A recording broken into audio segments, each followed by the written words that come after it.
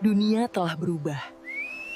Kita tidak lagi sekadar mencari tempat untuk lari, tetapi tempat untuk kembali.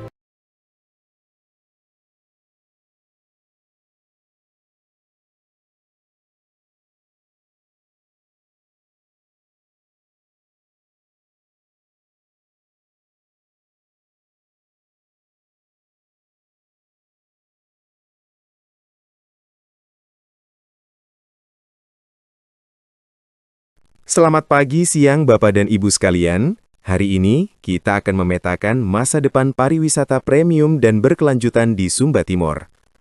Presentasi ini adalah analisis strategis dan peta jalan kita untuk periode 2025 hingga 2030, yang kita beri semangat dengan filosofi Sumba, mata air emas untuk kuda kesayangan.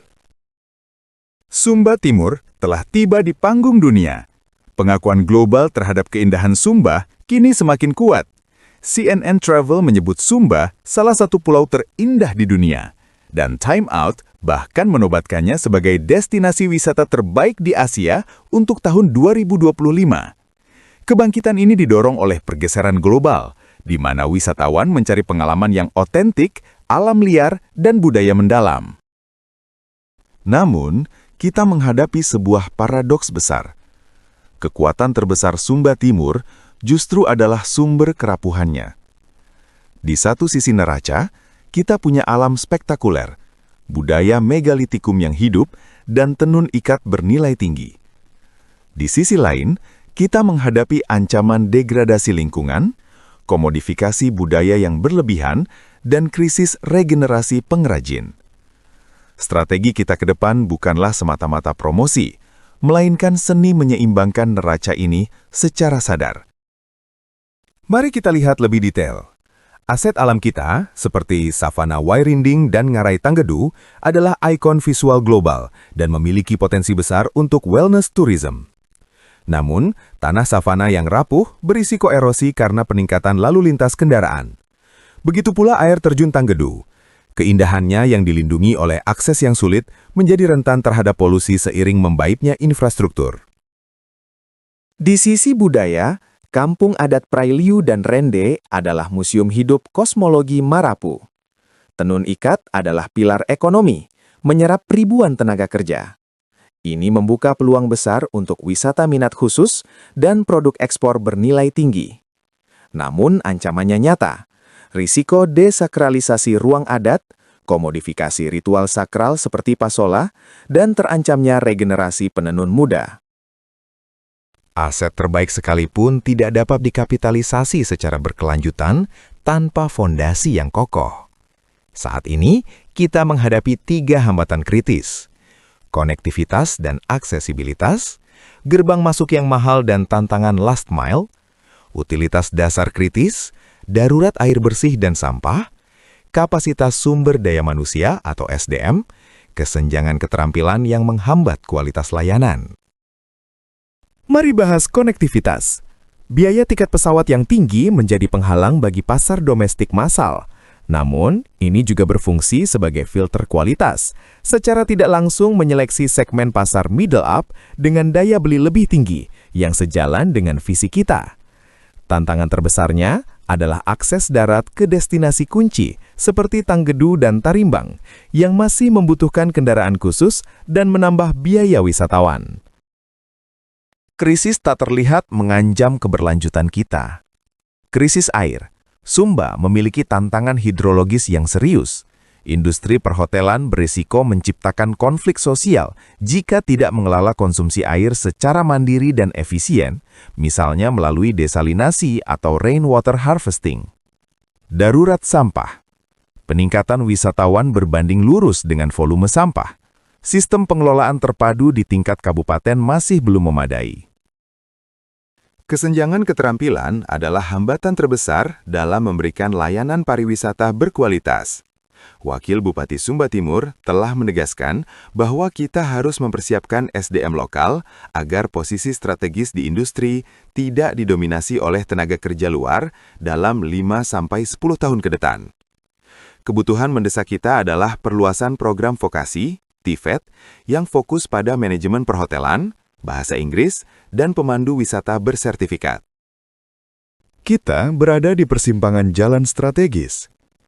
Popularitas global adalah kesempatan untuk memilih takdir kita. Kita harus secara sadar menolak pariwisata massal yang akan mengarah pada overtourism, degradasi lingkungan, dan konflik sosial. Sebaliknya, kita memilih pariwisata premium dan berkelanjutan yang menjamin wisatawan berkualitas, konservasi alam dan budaya, dan kesejahteraan komunitas. Fokus kita adalah pada kualitas, namun basis pasar domestik adalah tulang punggung yang loyal dan tangguh, mencapai 85%. Implikasi strategisnya adalah kita harus terus merangkul pasar domestik berkualitas, sambil secara bertahap meningkatkan porsi pasar mancanegara yang memiliki daya beli yield lebih tinggi. Untuk mencapai keseimbangan ini, peta jalan strategi pembangunan 2025-2030 kita berdiri di atas 3 pilar. Pilar 1, fondasi infrastruktur dan konektivitas, mengatasi kesenjangan kritis dalam infrastruktur fisik, jalan, air, sampah, dan digital. Pilar 2, penguatan komunitas dan budaya lokal, memastikan masyarakat lokal menjadi penerima manfaat utama melalui pemberdayaan SDM dan ekonomi kreatif. Pilar 3, kebijakan terarah dan iklim investasi kondusif, menciptakan kerangka regulasi yang mendukung investasi berkelanjutan dan melindungi aset. Dari ketiga pilar tersebut, ini adalah aksi nyata yang akan kita lakukan. Infrastruktur, pilar 1. Prioritas 1 adalah integrasi manajemen air dan sampah. Hotel baru wajib menyertakan pengelolaan air mandiri, rainwater harvesting, dan merealisasikan TPA modern. Prioritas 2 adalah akselerasi infrastruktur digital untuk koneksi internet yang stabil di destinasi kunci.